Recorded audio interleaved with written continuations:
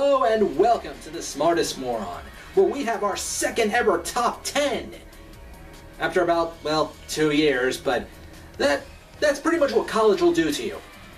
Then Skyrim, Xenoblade Chronicles X. I had a busy year. I wanted to do something like this for a while since the series seems to have a lot of well-done characters. I wanted to do more Saviors of the Tail episodes, but I also feel their development is kinda halted in some places, or there's just not enough to really expand on it to warrant another episode. Though I can tell you my least favorites right away: Hanzo, Shiki, and Minori. Also Hanabi. Good god, I have no love for fricking Hanabi.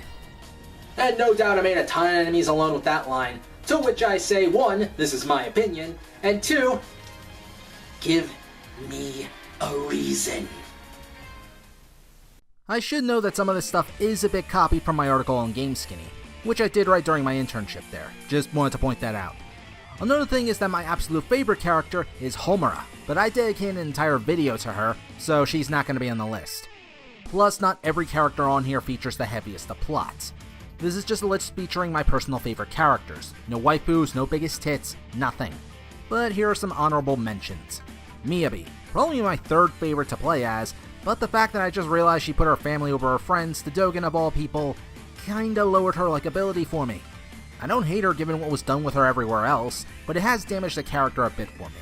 I'm sure that'll heal though, as long as the game stopped treating her like she's the worst of the main heroes, and putting Yume over. Asuka, ultimately someone who helped bring the group about, but a comment about killing Homura only if ordered did leave a sour taste in my mouth. That, and she's probably the most generic of the characters. Still, not a terrible character overall. Daidoji. Really, I don't feel enough of her plot has gone into too much depth, and it felt like Rin surpassed her. Still, we are talking in terms of gameplay, yeah, Dai is freaking relentless. Yume. The Beansprout thing got old really damn fast, and she's sadly not very fun to play as, but she does have great moments with her rival characters. A shame everything else holds her back from making this list. Jasmine and Renka. Really, I just want more details on these characters. Jasmine does have a hefty amount, and both are fun to play as, but they just leave me wanting more. For now, let's dive into my top 10 favorite Senran Kagura characters. Not including Homura because, well, she is my favorite. So really, this is like top 11 to 2 or something. Yeah, let's just go with that.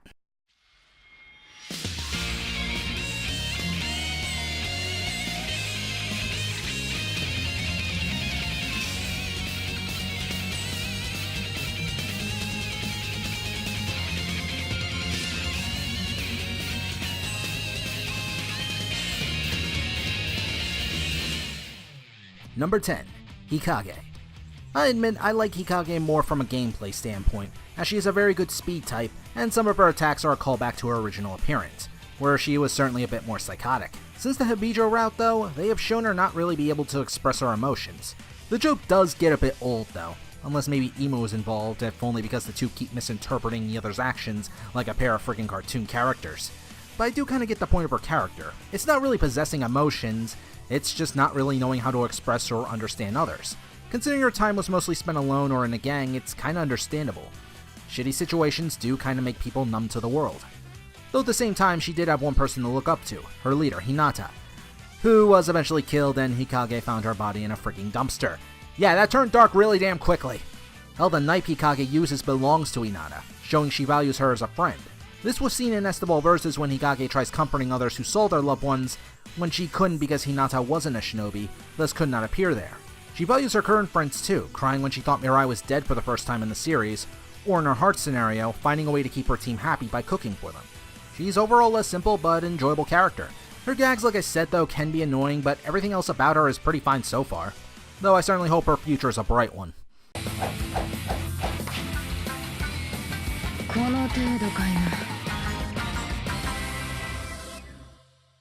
Number 9. Mirai. While not the girl with the biggest chest, she doesn't really need one, and she's probably another character I can actually relate to. Her appearance may be that of a little girl, but she's actually a tad bit older than some of her cast members, at least by a year. Because of her appearance, well, her backstory involved a lot of bullying and distrusting people, which is something I think at least some of us can relate to. Thus she sought out something we all would want: revenge. Though hers involved murder. A pie in the face would have worked for me, but whatever. Maybe laxatives, though I would kill for the ability to pull big guns out of my pants.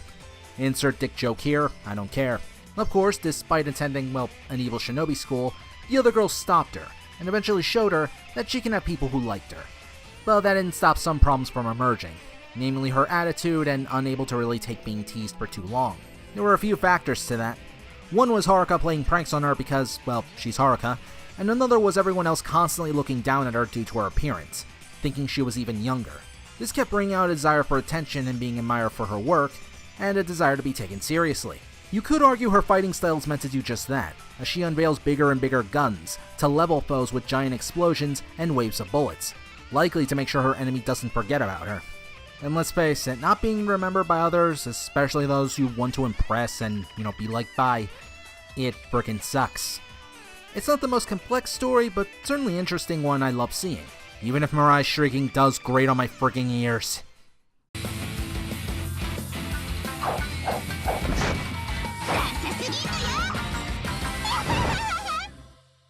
Number 8. Yume. The leader of the Gessen Girls Academy elites, Yume is not one to mess around with.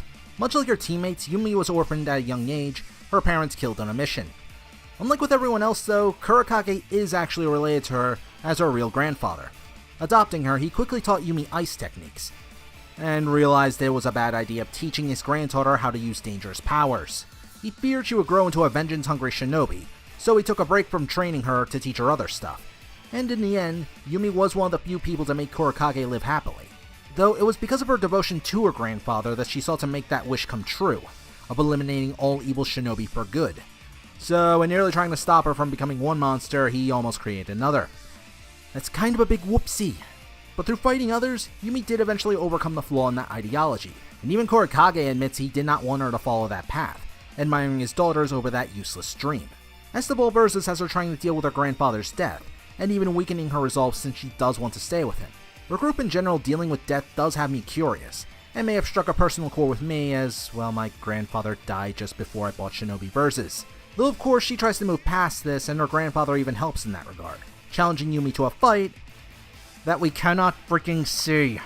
Yeah, her story kinda reveals a glaring flaw in Senran Kagura's presentation. I suppose Kurakage couldn't be in the game unless he had flabby ass physics. So despite having a character with a lot of screen time in Estable Versus, why is she at the bottom of this list? Well, 3 reasons. 1, I felt like she received too much attention, and some of the displayed fights weren't particularly great. 2nd, a lot of stuff around her seems to focus on her being a wife, but she never expresses interest in anyone in the friggin' game, so that cultural aspect is kinda lost on me. And 3rd, her final form, while looks good, is underwhelming and confusing. God, I miss the giant spider. Please come back, spider.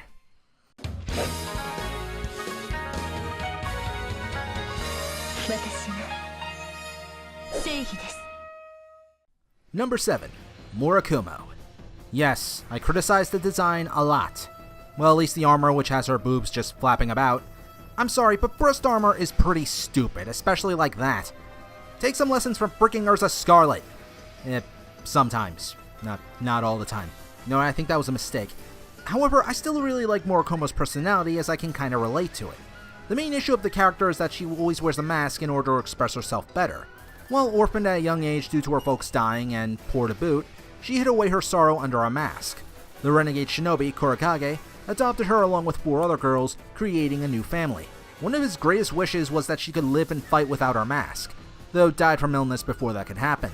Making matters worse was that she was eventually adopted by the CEO of the Tyro Corporation, since her parents were part of that corporation, and it cut her time short with her new family until she could attend Gessen Girls Academy. All Morikuma felt during that time was rage with her mask persona. Without the mask though, she is a nervous wreck with no confidence. With it on, despite being kind to her teammates, she is an absolute beast on the battlefield. Yet throughout the game she does have to learn to rely without it, which takes quite some time as she has to also fight the other girls without it. So trying to get rid of a crutch while fighting isn't an easy task. During Estable Versus on an island where the fallen shinobi show up, when she wanted to stay by Kurakage's side, Yume had to forcibly take away her mask to get her over her fear. Through a need to make it up to the closest thing she had to a father, she did eventually defeat Yume, getting her mask back. However, she later removed it in front of Kurakage, wanting to prove that she could survive without the crutch of her mask. And with that, Kurakage was able to eventually pass on. Maybe she hasn't completely gone over her mask issue, but can any of us say we got rid of that so easily? Let's face it, some of us wear masks of our own to hide emotional pain, and move on throughout the day. I know I need one at times in order to do my frickin' work. It's kinda why I can relate to Morikumo. Sometimes we wish for strength, but hiding behind a mask isn't the answer. We need to create our own strength to move on, and there's no shame in getting help either. Now, if only I could stop being a nervous fricking wreck.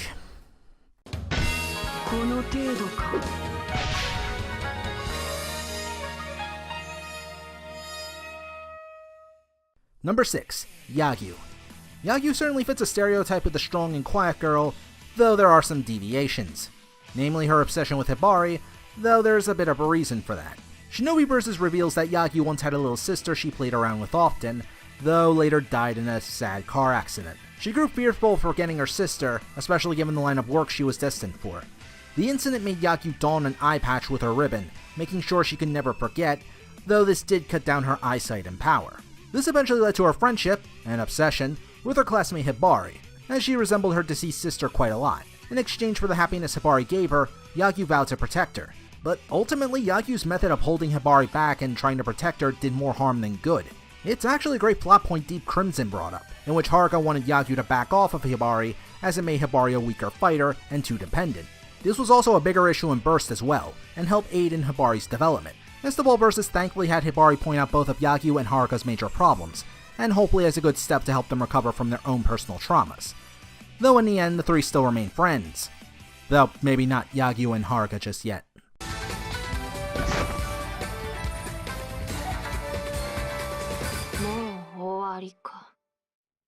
Number 5. Ikaruga. While not the leader of the Hanzo team, Ikaruga certainly carries a demeanor fitting of one. She is always the calmer and logical of the group, often trying to get the team to calm down or to be the first to dig for information. She started out as an orphan, are we sensing a pattern here? Though was eventually taken in by a rich family since their kid, Morisaki, was unable to become a good shinobi, in both meanings of the word. Initially cold to everyone around her, likely due to the pressure of the family, it took Katsuragi's help to help her realize she wasn't alone. And that in turn helped Ikaruga try to not only do good for her adopted family, but her friends as well. This included trying to help Yume, who resented her, and was even willing to accept that hatred even though Ikaruga hadn't done a damn thing. It was only when Yume had accidentally found out Ikaruga was adopted, and still seeing Ikaruga as a kind person did the hatred fade. And there was a similar story with Morikumo as well, though those two reconciled in a fight. It's ultimately because of her development with these characters that her rank is high on the list. Well, that and she is the most sensible of the Senran Kagura cast, or at least one of them, and is able to control her feelings on levels I wish I could emulate. Hated by so many, including her brother Morisaki, who kept trying to steal her sword, it was surprising she can even smile. I suppose we have to thank the female groper on the group for that. A shame she isn't on this list. Please don't kill me. She's even one of the first people to try and solve the mystery Asuka's grandma posed for them on the island.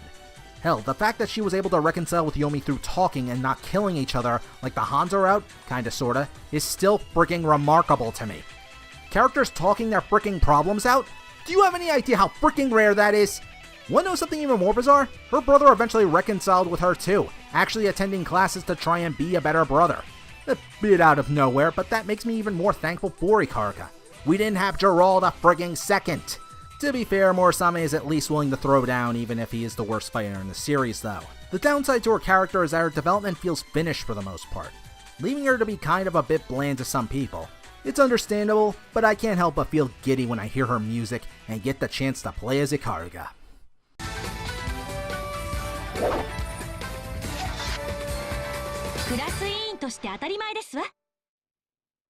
Number 4. Morisaki. Just a warning ahead of time, if you're sensitive to the subject of suicide or depression, you may wish to skip this one. Yeah, this character is a very dark story, and probably the darkest of all the Senran Kagura characters. Or at least the most depressing. Morisaki is the sister of Imu on the new Hibijo squad, and never even wished to attend a ninja school. She had some good reasons though, like her dad constantly pushing her and Imu into deadly situations, and all to draw out a power in the family called the Root of Calamity. By harnessing negative emotions, one can create deadly energy. When forced into a fight with her sister to draw the power out, Morisaki was successful, and injured her sister. Being congratulated by her horrible family and forced into Hibijo, Morisaki threatened her family with her power if they ever got themselves involved in her affairs. Surprisingly, they backed off. It's probably because given the amount of negativity put into Morisaki, that power is friggin' dangerous. She never attended a class in Hibijo, and no teacher, not even Suzune, one of the fastest and strongest ninja in the series, could get her to come out of her room. That's both scary and impressive. Well, Imu did at least, though had to use forceful means in saying she needed her. Likely due to caring about her sister, especially after injuring her before, Morisaki joined the new Hibijo team. In fact, Imu was the only one she cared about, actually taking a bullet for her during the finale of the Hibijo route. She lived, no worries. After that horrifying incident, however, Imu and Morisaki grew closer, though the team did keep trying to get Morisaki more active. The attempts have been hit and miss and usually involve some coercing or tough love, though it's clear no one really knew how to handle her situation. And in Shinobi Versus, the darkest Shinobi Heart mission ever is revealed. Morisaki has suffered enough negativity to question if she should even exist, killing a mental version of herself and glad it vanished, laughing all the while. This was because with all the things forced onto her, she kept thinking people only valued her for her dangerous power. Luckily, Asuka helped fix things, and eventually her teammates did apologize and tried to be a bit softer. Trying being the key word since they clearly don't want Morisaki to keep isolating herself. Hell, the negativity got so bad, the doll she carries around spews insults at her. I'm pretty sure she is just being a ventriloquist as opposed to being alive, but either way, it's still a problem even if she is getting better. Though, according to a commercial for the newest game coming out, it apparently is alive. I'm suddenly very scared. It's actually something I can relate to as I had massive amounts of negativity growing up. Family, friends I went to school with, even the school itself kept trying to work against me so much. I was okay with just staying in my room. Depression is not a topic that is so easily solved using brute force, but at the same time, being left alone isn't exactly good either. Morisaki's story was easily the one that hit way too close to home for me. And yet that's why I root for her as well. Despite having the darkest Shinobi Heart scenario in Shinobi Versus, in Estabal Versus, she honestly has one of the cutest and most lighthearted missions ever. In this one, she decides to venture out of her room willingly and wants to have a musical to brighten her mood.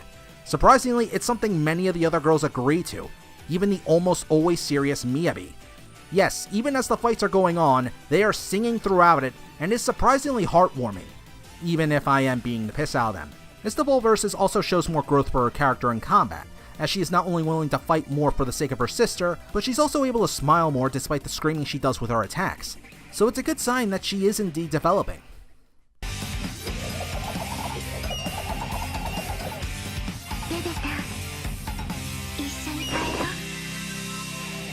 Number 3.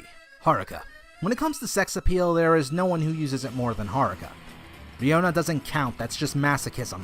Despite that though, her backstory is not really a happy one. While she did grow up with a wealthy family, her father was hardly around as he cheated on Haruka's mom.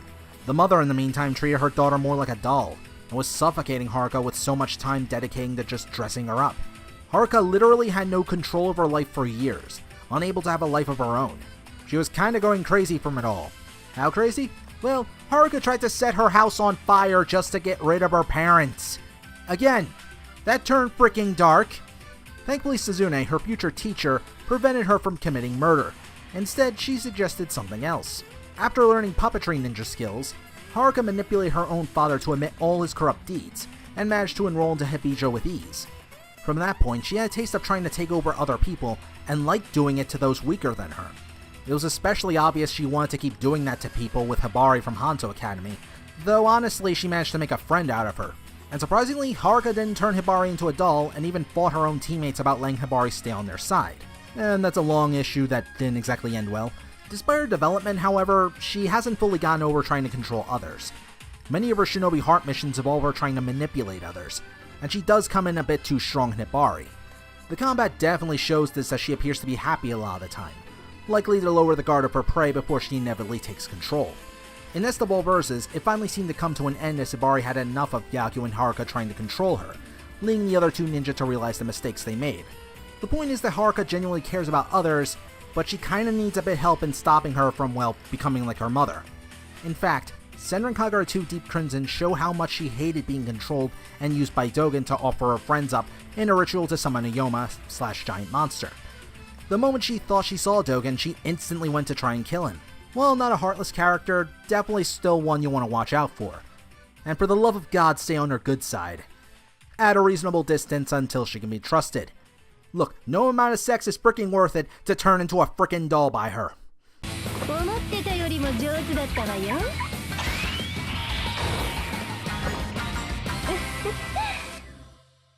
Number 2. Yozakura. Despite being one of the youngest girls in the series, Yozakura is surprisingly more mature than one might expect, at least in terms of trying to keep everything together and organized. She was born into an extremely large family of 12 brothers and sisters, and due to being the oldest, had to help raise her other siblings by helping with cooking and cleaning. However, much like her other teammates, her parents died. Man, with so many parents dying, I'm surprised no one became frickin' Batman. You know, actually that creates one of the most horrifying images ever.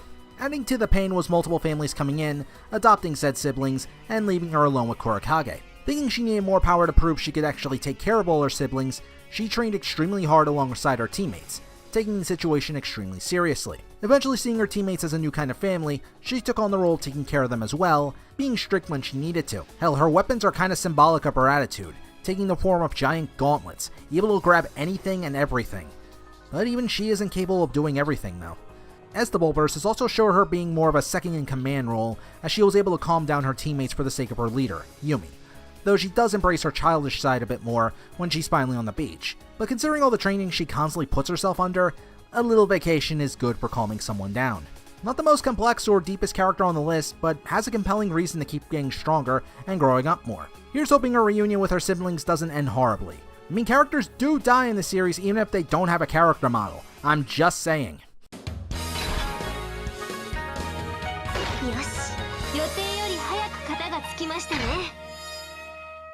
And the number one favorite Senran Kagura character of mine is, that isn't Homura, is Rin, aka Suzune. Quite possibly the most broken character in the entire game, Suzune is the teacher of the Hibijo students, though later left to assist Homura's team in slaying Yoma. She is incredibly strict in addition to being powerful, forcing her students to undergo unbelievably dangerous and impossible tasks. And yet, she actually had a good reason. Rewind to her past, when she was much more optimistic and confident, yet only graduated thanks to the interference from her teacher. She was then tasked with facing Yoma, and got beaten pretty damn badly. Her body was damn near destroyed, so it was a miracle she was even alive. Hibijo gave her an offer, however: teach at the school, and they would heal her body.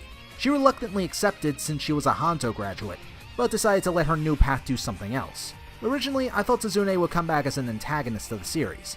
Before the Yoma became a legitimate threat, I could see Suzune holding some resentment towards her former teacher, for not teaching her better or something like that. To my surprise, she actually goes to help him. Hell, she was already kinda helping all the girls with their Yoma training as well. She couldn't accomplish defeating the Yoma, so she decided to push her students beyond their limits to be able to kill Yoma themselves. It's why Homura's team initially outclasses Asuka's team. Barring Mirai, but hey, she was new. This in turn caused all the other girls to keep pushing themselves to become even stronger. In the end, I like Rin because she took lessons she learned in life, and tried to make sure her students would not make the same mistake when taking on such threats, be they other ninja or the Yoma. Plus she is just a joy to play, insanely fast and powerful, making her on a whole other level than her students. Homura and Ikaruga could only dream of reaching the level of speed she has.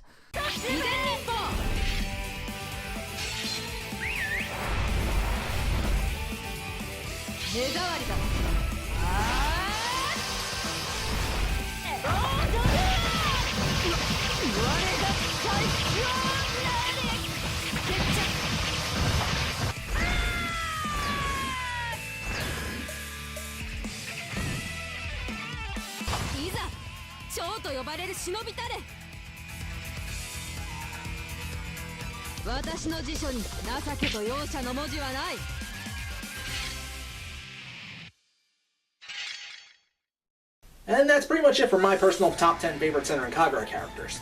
Do you have a Senran Kagura character you like that, wasn't put on this list or whatever? Then feel free to list it down below, and who knows, maybe I'll make a series of the Tale episode on them.